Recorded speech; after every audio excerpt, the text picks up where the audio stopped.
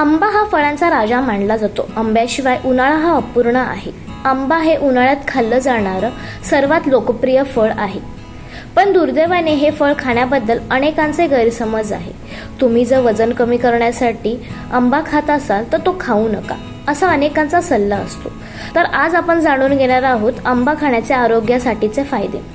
आंब्यामध्ये असलेले antioxidant chlorine cancer आणि prostate कॅन्सरपासून बचाव करते. आंब्यामध्ये व्हिटॅमिन ए मुबलक प्रमाणात असते, जे डोळ्यासाठी वरदान ठरू शकते.